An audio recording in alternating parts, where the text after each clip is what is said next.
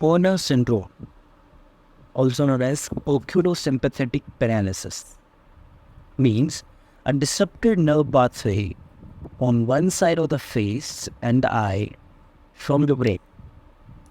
Horner syndrome is a result of any other medical condition such as stroke, spinal cord injury, or tumor. It is a triad. Those trials ptosis, meiosis, and anhidrosis. What is ptosis? The ptosis is drooping eyelid. See, this eyelid is drooped, right? This is not in the normal position. Meiosis means constricted pupil. The size of the pupil is very small. Anhidrosis. Anhidrosis means loss of sweating in that part of face. But one more thing is written there. This is anophthalmos. What is anophthalmos? Anophthalmos means sunken eyes. See, this eye is sunken, right? It's inwards. But this is not the true anophthalmos. In the Horner syndrome, we don't have the true anophthalmos. Why? And usually, if this is one eye, so we have upper eyelid and the lower eyelid, right? Upper eyelid has one muscle which is called the molars muscle. Molars. And the lower eyelid has one muscle which is tarsal muscle. Okay, so both are controlling the eyelids, right? But what happens is these both are controlled by sympathetic nervous system, and you know the Horner syndrome, that's oculosympathetic paralysis. So it has the nerves, the sympathetic nerves are disrupted here. So these both nerves won't work. So these both the muscles won't work, and due to this, the upper eyelid will come down and lower eyelid will go upwards. So that's why this is just a pseudo anophthalmos. That's why this is not a part of the triad. The triad is just ptosis, meiosis, and anhidrosis. There are two types of Horner syndrome. These are congenital and acquired. Congenital and acquired, they both have the triad present. The ptosis is there in both of them. Meiosis is there in both of them. And anhidrosis.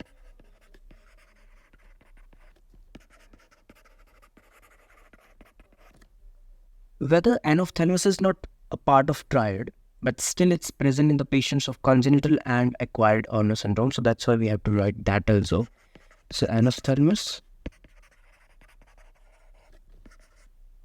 which is present in both. Okay, what else? But in the congenital, we have one thing extra, and that extra thing is heterochromia. It's that heterochromia. Can you guess what is that?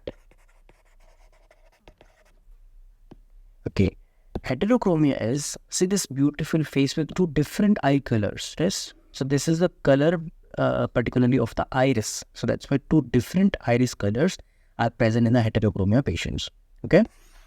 Yeah, so this is present in congenital, but it's not present in the acquired.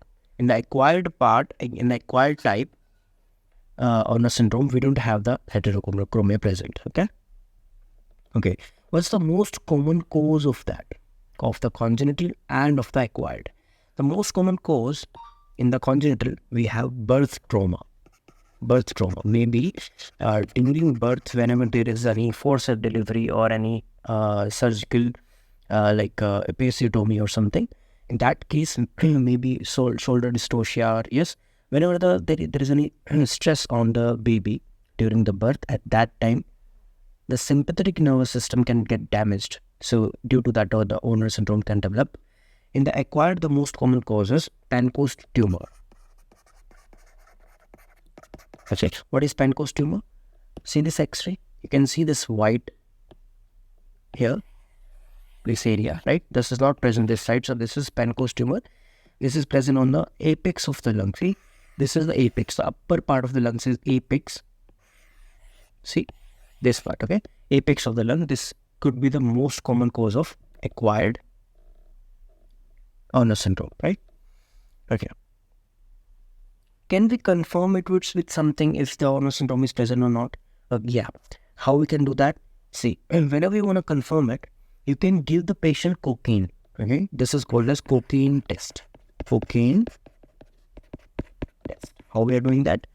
We are giving some cocaine to this patient. If the patient is normal, so in the normal eye, after giving cocaine, 10 mm dilation will occur. Okay, the eye will dilate 10 mm.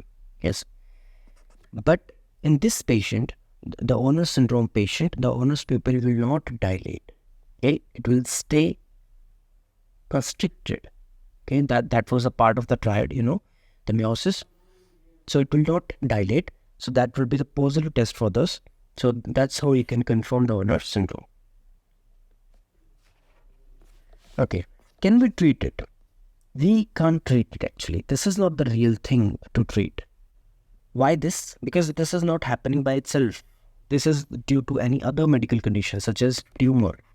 If there is any brain tumor, that can lead to the Horner syndrome. If there is any spinal cord injury, right? If there is stroke, stroke patients can also get the Horner syndrome. So you have to treat the underlying cause.